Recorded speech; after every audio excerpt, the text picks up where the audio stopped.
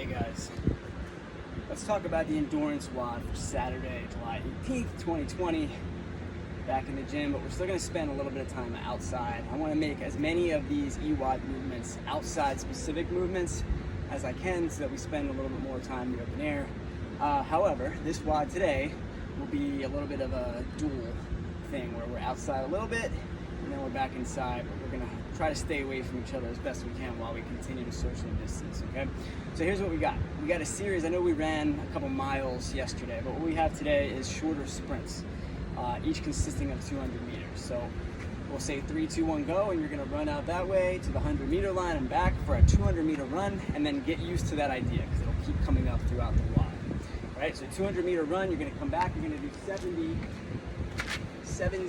goblet squats, where you're going to hold a kettlebell and you're going to try to achieve depth while keeping your heels on the ground in a squat. So this is normally how you hold the kettlebell for a goblet squat, as close to your chest as possible. I tend to hold it more like this. Everybody's different. It needs to be chest, elbows as high as you can make them, hips back and down. Try to achieve that depth. We'll do it for 70 times. I don't expect that to go unbroken for anybody, especially if you challenge yourself with a heavier weight. But that'll be essentially the heaviest that this WOD will get, at least the most repetitive. After the 70 goblet squats, we'll head on back out for a 200-meter run. Again, after every other movement, we'll do a 200-meter run until the very end. Up next, we got 60 push-ups. You guys know what a good push-up looks like in that I want your elbows close to your body. When you reach the ground, your chest actually touches something, really key, while your hips stay off the ground, all right? And if you can't achieve that on the ground, you got ways to elevate. This tire is probably a really good way to do it. It gets me up off the ground a little bit. I can use the rig with a barbell here as well, but as an example, I stay really tight, my elbows come back, my chest touches. You notice that my hips stay off of the ground, they don't sag, chest touches, press up, elbows stay close the entire time. We got 60 of those. I don't expect, again, for anybody to do 60 push-ups unbroken. If you can, that's awesome. But make sure chest touches every time, hips off the ground, full extension out of the bottom, right? You're in a full plank to end. I want to see straight arms at the end of the movement. 200-meter run again. Come back 50 sit-ups. You guys know what sit-ups look like. If you have questions about the standard for a sit-up, just let me know. 200-meter run again. After that, we got 40 deadlifts. And here's what we're going to do.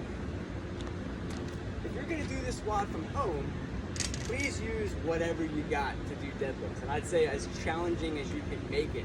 If you have 2 dumbbells or 2 kettlebells, let's deadlift with those, 1 in each hand. If you're here at the gym, we're going to use a barbell, okay? And it's not going to be, here's the rule of thumb for how much weight to choose on the barbell.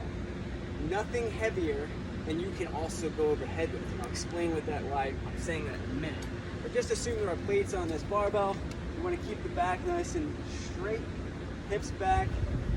Below the knee, we can bend them, but you see how my back stays nice and straight, neutral spine, knees up and out of the way, hips come forward, shoulders back behind the bar. Again, we can kind of start to knock these out faster. Make sure you're bracing your core as you do it, all right? So that'll be our 40 deadlifts, 200-meter run.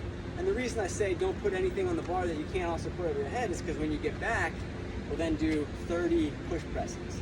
If you're at home, you'll use dumbbells, or if all you have is a kettlebell, you'll push press that, but you'll do 30 per side. That might take you a little bit longer, but we're interested in equal weight. If you're at the gym, I want to front rack this thing. I want to dip, drive up out. You see from the side, my head should come through the window here, arms right next to my ears, and when I come back down, I'm right back into that dip, drive up out. What I don't want to see is a jump like on a jerk. So I don't want to see dip, drive up under, that was a push jerk, and then stand. I just need to see a 1 dip, drive, everything's locked out. And we're going to do 30 of those at the same weight you deadlifted. Let's think, gentlemen, 135 or 95, ladies, 95 at the high end, 75, 55, things like that. It should be difficult. It shouldn't be something that you can do the push presses unbroken on. If you're a deadlift horse and you can deadlift so much more than you put over your head, you might get those deadlifts unbroken. I don't know. Fatigue might come in, right? So after your 30 dumbbell push presses or 30 barbell push presses, you back out on a run. after that, we got 20 pull-ups, and then it ends. I wanted to end it on the rig because there is always the chance that we could kind of like get into a traffic jam there, and I want to avoid that. I think we'll offset each other. We'll end up at the rig at different times. I can sort of direct traffic.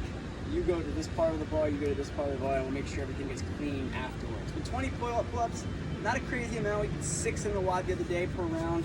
I'm just looking to see how many can we knock out of a small volume at once. So you're looking at, you know, if you can knock out 20 pull-ups at once, awesome.